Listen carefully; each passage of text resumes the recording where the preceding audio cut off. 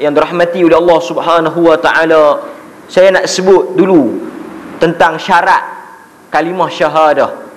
Benda ni saya rasa banyak kali dah saya sebut, dan saya rasa kuliah saya pun 2-3 kali saya sentuh bab ni.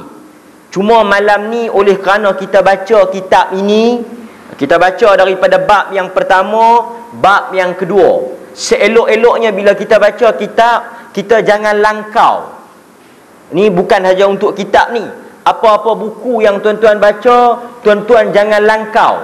Maksudnya jangan potong pi terjun bab yang tuan-tuan suka. Sebab kalau kita tak baca daripada awal, ikut turutan, kadang-kadang kita tak faham apa yang cuba disampaikan oleh penulis. Misalnya tuan-tuan, contoh, kalau kita tengok drama, kita tengok tengah-tengah sampai hujung, kita tak faham cerita tu sebab kita tak tahu apa dia hujung pangkai dia. Begitu juga kalau kita dengar berita, tiba-tiba kita dengar tang tengah, dok pun kita tengok tang hujung, kita tak boleh faham berita tersebut kerana kita tak tahu apa buah cerita awal pasal benda tersebut. Begitu juga kalau kita tengok perbuatan orang, kita dengar perkataan orang, kita jangan cepat menghukum, melainkan setelah kita dengar daripada awal sampai habis. Begitu juga tuan-tuan, saya selalu sebut, ceramah, kuliah ataupun apa sahaja benda, kita jangan dengar tang tengah.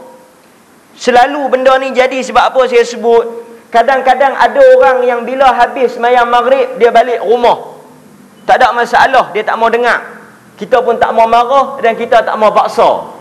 Cuma kadang-kadang bila dengar bang isyak, dia mai nak semayang isyak. Bila dia mai nak semayang isyak, dia dengar buah hujung. Bila dia dengar buah hujung, contoh saya kata benda ni bid'ah, dia dengar tang tu saja. Dia tak dengar daripada awal kita baca 1, nombor 2, nombor 3, nombor 4, dia dengar buah hujung, bid'ah, kafir, sesat. Dia bawa balik buah ni, dia cerita kat orang lain, kata ustaz ni lagu ni, lagu ni, lagu ni. Benda ni tuan-tuan banyak berlaku dalam masyarakat. Pasal tu kalau kita nak hukum, kita nak kata kat satu orang, kita nak buat apa, kita kena dengar daripada awal, kita kena baca daripada awal, dan kita kena dengar sampai perhabis. Kadang bukan kata buah hujung aja, ada yang mai duduk sat. Contoh, bukan saya nak kata kat siapa-siapa, ni umum, banyak berlaku dalam masyarakat bila kita jumpa dengan ustaz-ustaz, mereka duduk sembang bab ni.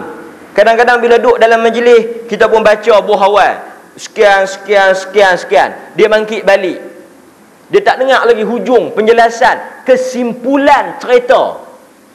Maka benda ni juga boleh menimbulkan fitnah dan juga boleh menimbulkan rasa tidak betul. Sebab tu tuan-tuan penting, bukan saja saya nak tekan dalam bab kitab ni, tapi dalam apa jua kehidupan, kita dengar daripada awal sampai habis, kemudian kita buat kesimpulan dengan akal dan ilmu yang kita ada. Jangan kita ambil tengah-tengah, kita ambil sikit. Misalnya kalau saya kata, tuan-tuan dengar awal-awal ni saya kata babi boleh makan, bangkit balik, bini tanya, abang mengaji apa di masjid tadi, ni awak balik awal. Ustaz kata babi boleh makan, nak dengar apa lagi? Saya sebut, bila darurat, tak ada makanan apa, dekat nak mati, ulama ambil dalil daripada Quran, boleh makan babi.